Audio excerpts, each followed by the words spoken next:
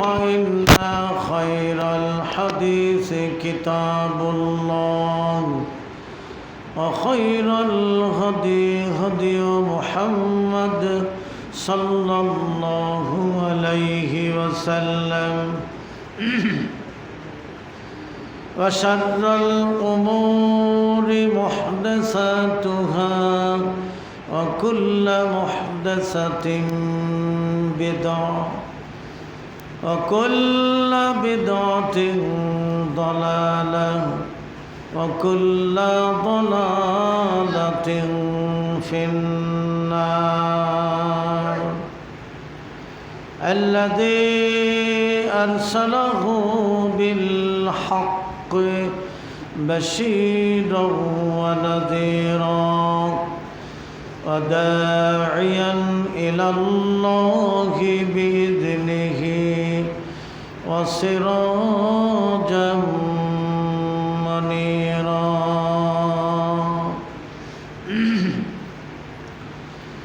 أعوذ بالله من الشيطان الرجيم. بسم الله الرحمن الرحيم. وقضى ربك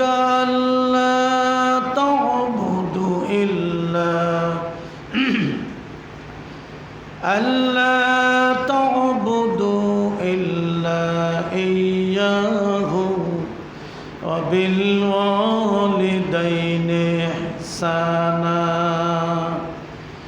إما يبلغن عندك الكبر أحدهما أو كلاهما فلا تقل لهما أف ولا تنهرهما وقل لهما قولا كريما واخفض لهما جناح الذل من الرحمة وقل رب ارحمهما كما ربياني صغيرا. وقال الله تعالى ووصينا الإنسان بوالديه حملته أمه وهنا على وهن وفصاله في عامين أن اشكر لي إلي المصير أن اشكر لي ولوالديك وإلي المصير.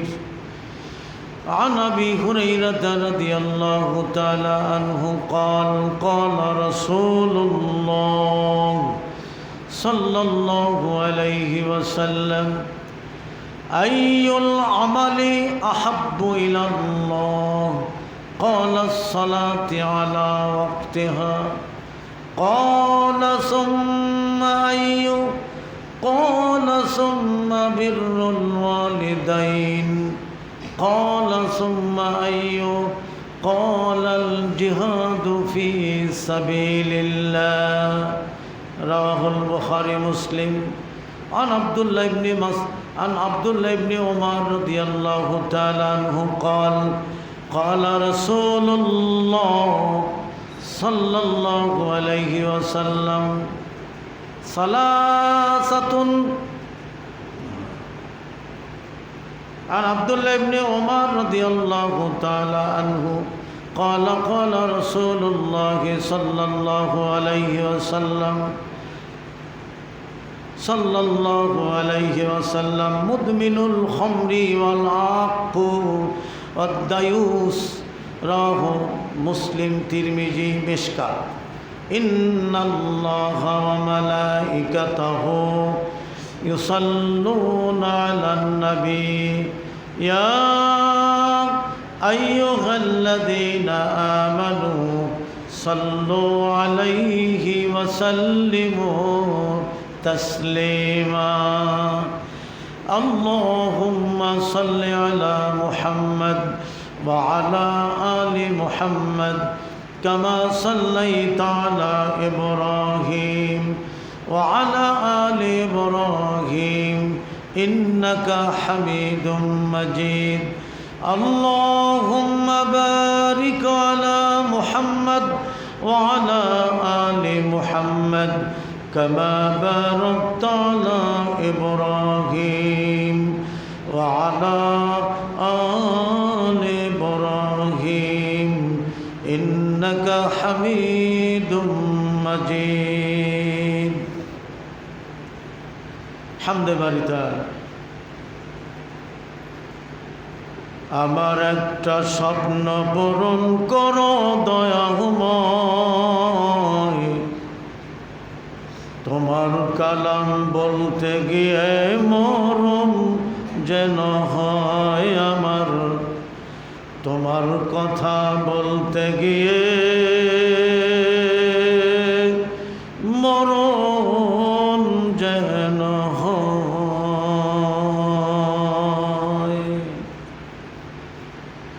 আমি অটল যেন থাকতে পারি আল কোরআনের সাথে ধৈর্য নিয়ে ডাকতে পারি তাওহীদের পথে আমি অটল যেন থাকতে পারি আল কোরআনের সাথে ধৈর্য নিয়ে ডাকতে পারি তাওহীদের পথে আমায় ধৈর্য দিও সাহস দিও আমায় ধৈর্য দিও সাহস দিও গো দয়াময় তোমারই গান গাইতে গিয়ে মরণ যেন হয় আমার তোমার কথা বলতে গিয়ে মরণ যেন হয়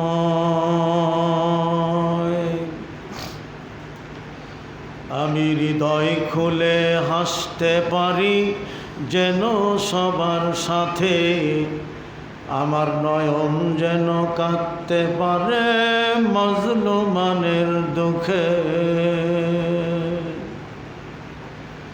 আমি হৃদয় খুলে হাসতে পারি যেন সবার সাথে আমার নয়ন যেন কাঁদতে পারে মজলুমানের দুঃখে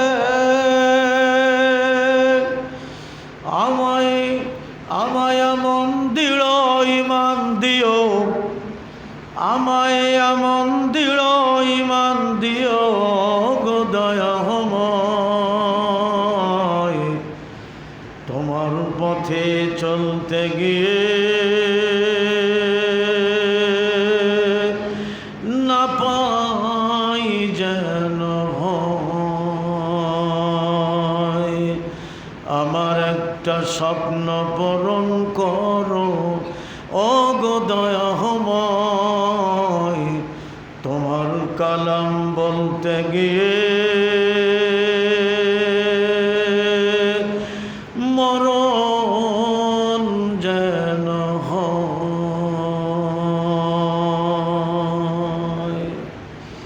লিল্লাহে তাকবীর কষ্ট হচ্ছে আপনাদের তাকবীর জোরে দিলে শয়তান পালিয়ে যায় বৃষ্টি ভিজায় দিনে আলহামদুলিল্লাহ অনেক মানুষ হয়েছে এখনও যারা বাড়িতে আছেন আপনারা চলে আসেন দীর্ঘ বছর পর আমি শামসুর রহমান আজাদি আপনাদের এই নাল্লাপুল্লা এটা নাল্লাপুল্লা তো আপনারা যারা এখনও বাড়িতে আছেন ঘরে আছেন মজলিসে চলে আসেন শুনুন মনে করছেন ঘরে বসেই শুনবো তাল গাছ চেনেন না আপনারা তাল গাছ তাল যখন পড়ে একটা আওয়াজ হয় না তা আওয়াজ শুনে যদি আপনি মনে করেন যে তাল পড়েছে ঘরে আসবে তাল ঘরে আনতে গেলে তাল তলায় যেতে হবে ঠিক কিনা তাল তলায় যে তাল কোড়ায়া আনতে হবে, তবেই না তাল ঘরে আসবে, ঠিক কিনা? এই মজলিস ফেরেশতারা ঘেরাও করে রেখেছে, বাড়িঘর না। তো ফেরেশতাদের ঘেরার বাইরে আপনারা, তো ফেরেশতারা দোয়া করছেন আমাদের জন্যে, আমাদের জান্নাত পাওয়া এবং জাহান্নাম থেকে মুক্তি। আর এই দোয়া আল্লাহ কবুল করেন, জোরে বলেন আমিন। আপনারা যারা বাড়িতে আছেন চলে আসুন, আমরা আর একবার তাকবীর দেই, জোরে সোরে পারবেন দিতে? লিল্লাহ তাকবীর। আল কোরআনের আলো, আল হাদিসের আলো, কোরআন হাদিস যেখানে, হাদিস কোরআন নাই যেখানে, মদ গাঁজা যেখানে, বিড়ি তামাক জর্দা যেখানে, এটা আবার আসতে হচ্ছে কেন?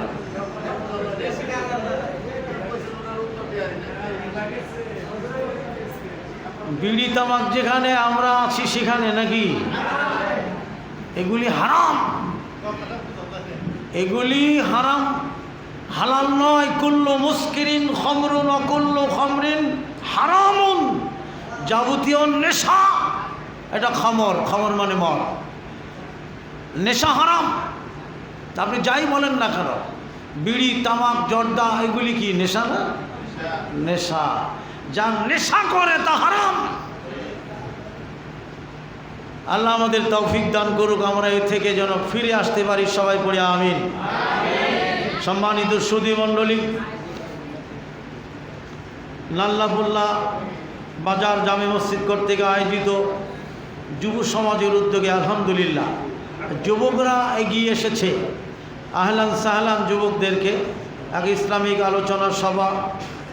আজকের এই ইসলামিক আলোচনা সভার মোহতারাম সম্মানিত সভাপতি আমার উস্তাদজি মোহতারাম শেখ শামসুল হক লাহোরি সাহেব।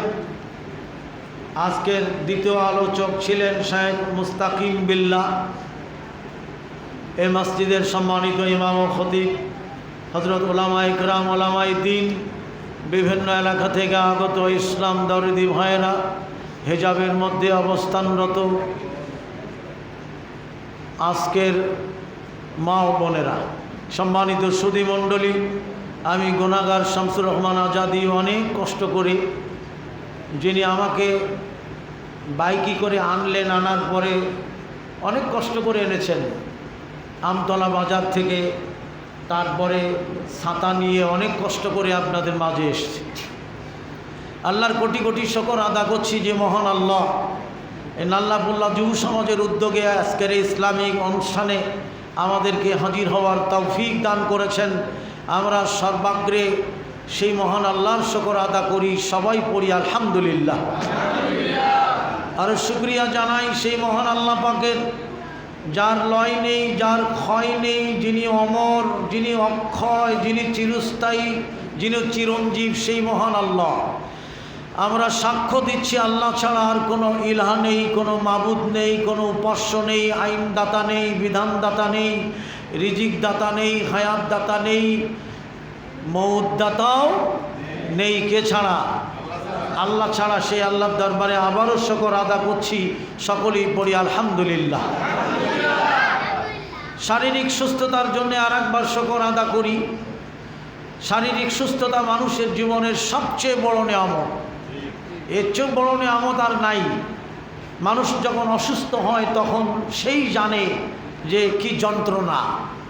আমার ওয়াইফ একবার অসুস্থ হলো, সারা শরীর কাটা কাটা কাটা কাটা ফোটে। আমি তখন হাতির ঝিলে আমার বাসা ছিল, এখন ঢাকা খিলগাঁওতে নিজস্ব বাড়ি করেছি, আল্লাহ করাই দিয়েছে। তখন ভাড়া ছিলাম। তা আমার ওয়াইফ বলছে, আমাকে বলছে, তুমি তোমার যা কিছু আছে সব বিক্রি করে আমাকে বাঁচাও, আমি বাঁচবো না, মরে যাব। তো আমি রিকশায় করে নিয়ে যাচ্ছি ফরাজি হাসপাতালে। তা আমার ওয়াইফ বলছে, এত মানুষ হাঁটতেছে, সুস্থ মানুষ, আমি অসুস্থ, আল্লাহ আমারে তুমি ভালো করে দাও, আমি বাঁচতে চাই। আর বারবার আমাকে বলছে তোমার যত সম্পদ আছে সাতক্ষীরা ঢাকায় সব বেচে দাও, বেচে আমারে বিদেশ পাঠাও। আমি বললাম তুমি আগে ডাক্তারখানায় চলো, এত নার্ভাস হলে হবে না। কয় না আমি বাঁচবো না, তুমি রেডি হও, তোমার সাতক্ষীরার টাউনের পরে ওই সম্পদ বিক্রি করে দাও। আচ্ছা দিব। কয় না তুমি কিছুই রেখে না, আমি মরে গেলে কি হবে তোমার। ডাক্তারের কাছে নিলাম, ডাক্তারের কানে কানে বললাম যে আমার স্ত্রী এই রোগিণী, এই অবস্থা, এই বলছে। তো ডাক্তার পরীক্ষা করলো, পরীক্ষা করার পরে আমাকে বলছে, টেস্ট পাওয়ার পরে আমাকে বলছে আপনার ওয়াইফকে ডাকেন। তো ডাকলাম, বসে আছে হেজাব পরা। তো ডাক্তার আমার ওয়াইফের দিকে তাকায় হাসতেছে। তা আমি বুঝেছি যে রিপোর্ট পজিটিভ, ভালো রিপোর্ট। ডাক্তার আমার ওয়াইফকে বলছে আপনার কিচ্ছু হয় নাই, রিপোর্টে এসেছে আপনার শরীরে পটাশিয়াম কমে গেছে। সুবহানাল্লাহ। পটাশিয়াম যা পেঁপে, তারপরে পেয়ারা, পাকা কলা এইগুলি খেলেই পটাশিয়াম হয়ে যায়। আপনার কিছুই হয় না, তাড়াতাড়ি পেঁপে খান, কলা খান, পেয়ারা খান, আর একটু লবণ খান, যান বাড়ি যান। কোনো ওষুধ লেখে নাই, একটা ট্যাবলেট দিল পটাশিয়ামে, বাড়ি যান। 3 দিনের মধ্যে আমার ওয়াইফ সুস্থ হয়ে গেল। কিন্তু এর আগে কি বলেছিল, ওর শরীর সারা শরীর কাটা কাটা ফুটতেছে, তার মানে পটাশিয়াম কমে গেছে। তা আমাকে বলছে তোমার যা আছে সব বেঁচে দাও, আমারে বাঁচাও। শারীরিক সুস্থতা মানুষের জীবনের সবচেয়ে বড় নিয়ামত। আল্লাহর আরেকবার শুকর আদা করি, সবাই পড়ি আলহামদুলিল্লাহ। সমস্ত দরুদ ও সালাম বর্ষিত হোক আমাদের সকলের প্রিয় নবী, মানবতার নবী, আদর্শের নবী, যার আদর্শ ছাড়া পৃথিবীর কোনো জাতির ইহকালীন এবং পরকালীন জীবনে মুক্তি আসতে পারে না।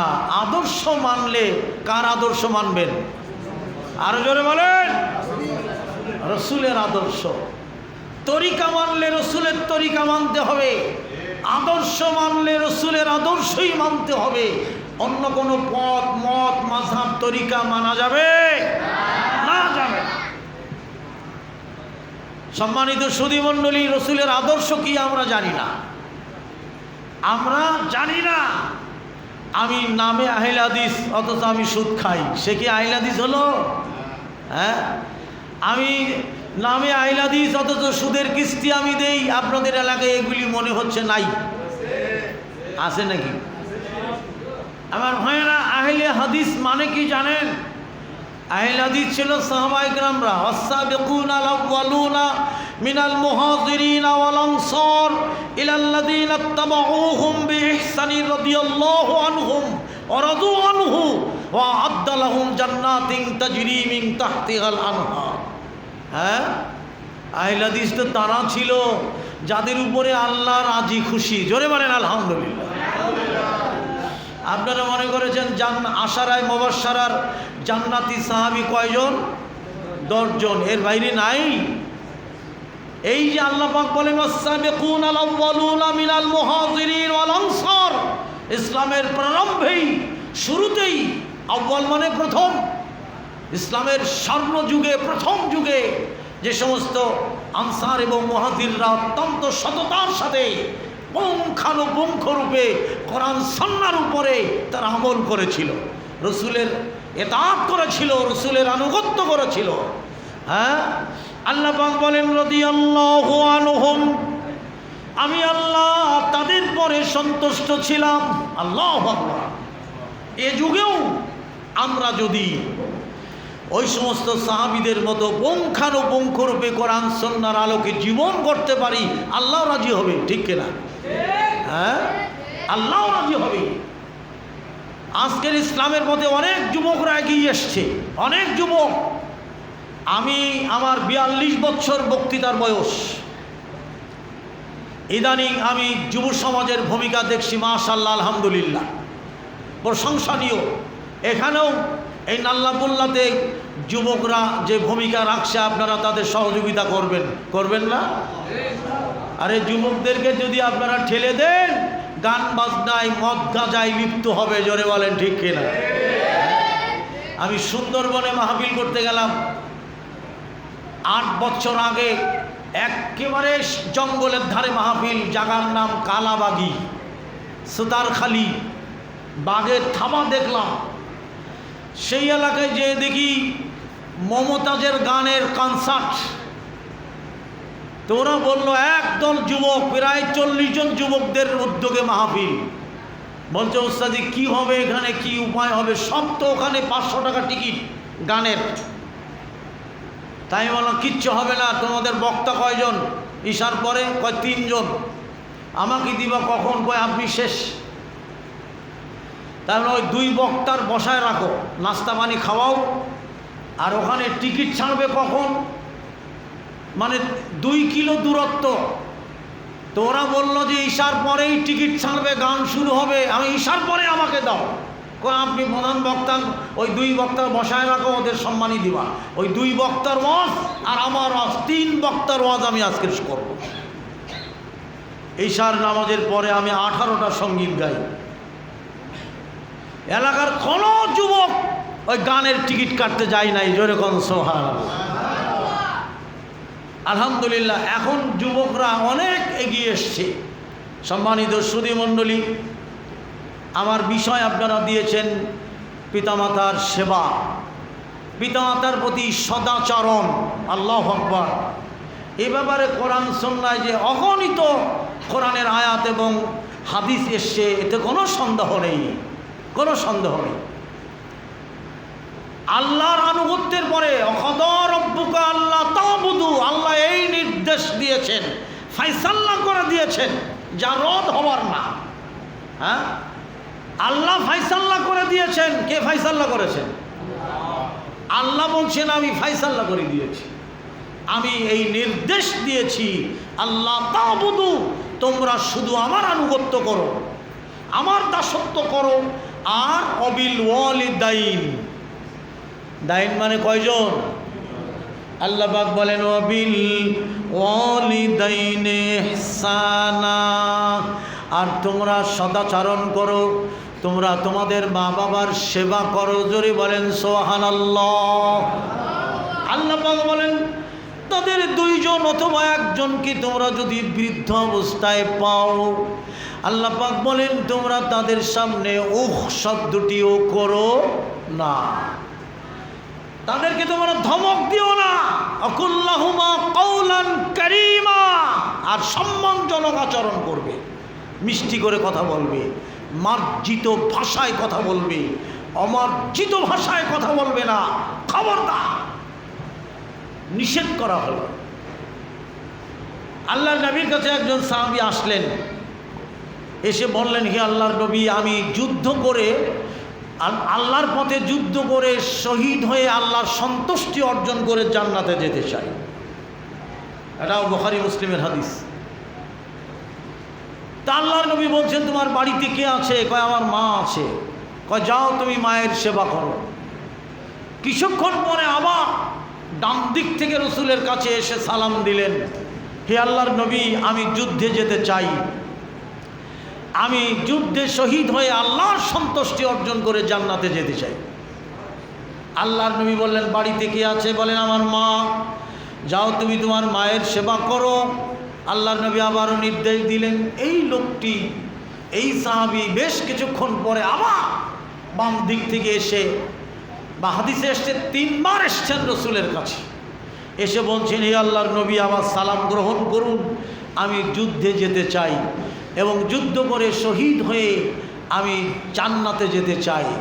আল্লাহর নবী বললেন তোমার ধ্বংস হোক, তোমার ধ্বংস হোক, তুমি বাড়িতে যাও, তোমার মায়ের পায়ের নিচে তোমার জান্নাত। জোরে বলেন সুবহানাল্লাহ।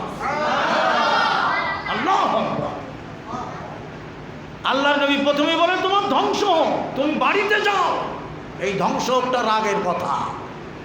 তোমার মায়ের কাছে তোমার জান্নাত, পিতামাতার কাছেই তোমাদের জান্নাত। আল্লাহর নবী বলেন মিশকাত ইবনে মাজাহ হাদিস নাম্বার 2409, ইবনে মাজাহ হাদিস নাম্বার 4811। আল্লাহর নবী বলেন তোমাদের পিতা হলো জান্নাতের মাধ্যম দরজা। সুবহানাল্লাহ বলবেন না? পিতা হলো জান্নাতের মাধ্যম দরজা, আর মা হলো জান্নাতের ভিতর। তোমরা ইচ্ছা করলে দরজা রাখো, না হয় ভেঙে ফেলো। হ্যাঁ, এত সহজ। ওমরের ছেলে আব্দুল্লাহ রসুলের কাছে যে অভিযোগ করলেন, আজকে সকালে হাদিসটা পড়লাম। ওমরের বেটা আব্দুল্লাহ রসুলের কাছে যে ওমরের বিরুদ্ধে অভিযোগ করলেন, ওমর ইবনুল খাত্তাবের বেটা ওমরের বিরুদ্ধে, তার পিতার বিরুদ্ধে রসুলের কাছে অভিযোগ করলেন। কি অভিযোগ? আব্দুল্লাহ ইবনে ওমর বলেন, হে আল্লাহর নবী, আমি আমার স্ত্রীকে ভালোবাসি, সেও আমাকে ভালোবাসে, কিন্তু আমার পিতা ওমর ইবনুল খাত্তাব আমাকে বলছে, খোকা তোমার স্ত্রীকে তুমি তালাক দাও, আমি তাকে পছন্দ করি না, তার বিহেভ, তার আচার আচরণ আমার কাছে ভালো লাগে না, তুমি তাকে তালাক দাও। হে আল্লাহর নবী, আমি যে আমার স্ত্রীকে ভালোবাসি, সেও আমাকে ভালোবাসে, কিন্তু আমার পিতা ওমর ইবনুল খাত্তাব আমার স্ত্রীকে তালাক দিতে বলেছে।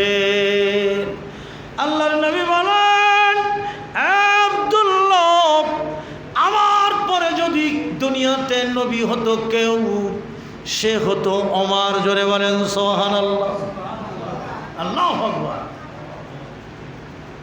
তোমার পিতা, তার দূরদর্শী একটা জ্ঞান আছে, এলেম আছে, ইসলাম আছে তার ভিতরে, শরীয়ত আছে তার ভিতরে, এমন দিনদার ইমানদার পিতা যা বলেছেন তুমি তাই করো। আল্লাহু আকবার। হ্যাঁ, ঠিক তাই করলো। শোনেন, মা বাবা যে কত বড় জিনিস। আবু হুরায়রা রাদিয়াল্লাহু তাআলা আনহু রসুলের কাছে এসে কাঁদতেছেন, হে আল্লাহর নবী, আমার মা এমন উক্তি করেছে যা আমি আপনার কাছে বলতে পারবো না। আপনার সম্পর্কে এমন বাজে বিহেভ করেছে আমার মা, যা আমি আপনার কাছে বলতে পারবো না। আল্লাহর নবী আবু হুরায়রার মায়ের জন্য দোয়া করলেন। কিছুক্ষণ পরে আল্লাহর নবী বলেন, হুরায়রা, কয় লাব্বাইক, কয় যাও বাড়িতে যাও, দেখো তোমার মায়ের অবস্থা কি। আবু হুরায়রা বুঝতে পেরেছেন রাসূল দোয়া করেছেন মায়ের জন্যে। আবু হুরায়রা রাদিয়াল্লাহু তাআলা আনহু বুঝতে পারলেন, তিনি দৌড় দিয়ে বাড়িতে চলে গেলেন। যে দেখে ঘরের দরজা বন্ধ, মা মা করে ডাকতেছেন। আবু হুরায়রার মা বলেন, আবু হুরায়রা, অপেক্ষা করো, আমি গোসল করে ওযু করে নেই, তুমি অপেক্ষা করো। জোরে বলেন সুবহানাল্লাহ।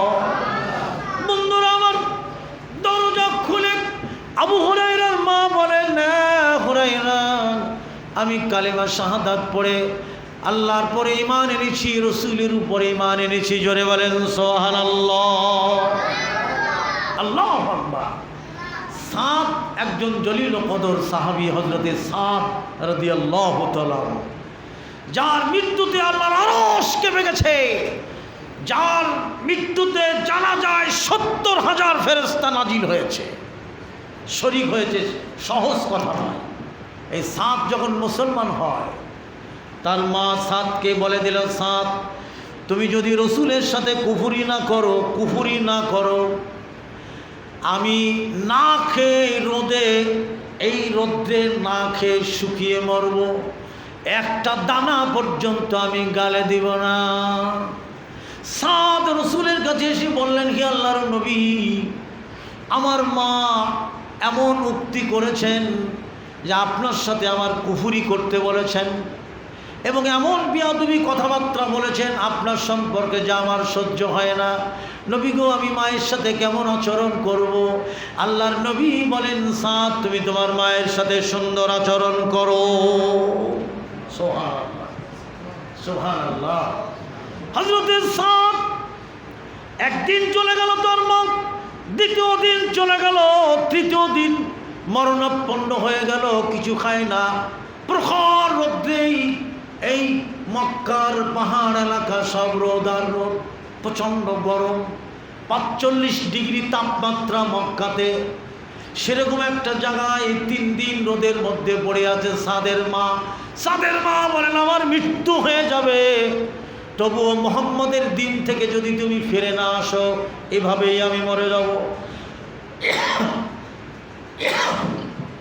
আর মক্কার মানুষগুলো বলবে সাদ তার মায়ের সাথে নির্মম নিষ্ঠুর আচরণ করতে করতে মা মারা গেছে। সাদ কি বলল জানেন? সাদ বলল, মা তোমার মতো 1000 মা যদি আমার হয়, একটা একটা করে যদি জীবন দিয়ে দেয়, 1000 মা যদি মৃত্যুবরণ করে, তবুও আমি এই দিন থেকে ফিরে আসব না। জোরে বলেন সুবহানাল্লাহ, আল্লাহু আকবার, আল্লাহু আকবার। কিন্তু মায়ের সাথে বিয়াদবি করিনি তারা। হযরত আসমা রাদিয়াল্লাহু তাআলা আনহা, কত ঘটনা মা বাবার ব্যাপারে, সব বুখারী মুসলিমের হাদিস। হযরত আসমা রাদিয়াল্লাহু তাআলা আনহা আবু বকরের মেয়ে, আল্লাহর নবীর কাছে আসলেন, হে আল্লাহর নবী, আমার মা মুশরিক কাফের, আমার কাছে এসেছে, আমি কেমন আচরণ করব? তার মানে আবু বকরের আগের স্ত্রী, সে মুসলিম হয় নাই। আসমা বলেন, হে আল্লাহর নবী, আমার মা আমার ঘরে এসেছেন, আমি এখন কি করব? আল্লাহর নবী বলছেন, তুমি তোমার মায়ের সাথে সুন্দর আচরণ করো। জোরে বলেন সুবহানাল্লাহ, আল্লাহু আকবার, আল্লাহ। তুমি তোমার মায়ের সাথে বিনয়ী নম্র আচরণ করো। কোনো অবস্থাতেই মা বাবার সাথে বিয়াদবি করা যাবে না। একমাত্র যদি কুফরি করতে না বলে, শিরক করতে না বলে, শিরক করতে বললে সেটা করা যাবে না। আর যত অপরাধ মা বাবা করবে তাদের সাথে বিয়াদবি করা যাবে, জোরে বলেন যাবে না? যাবে না। আল্লাহ পাক কোরআনে কারীমের মধ্যে বলেন, ওয়াসাইনাল ইনসানা বিওয়ালিদাইহি হামালাতুহু উম্মুহু ওয়াহানান আলা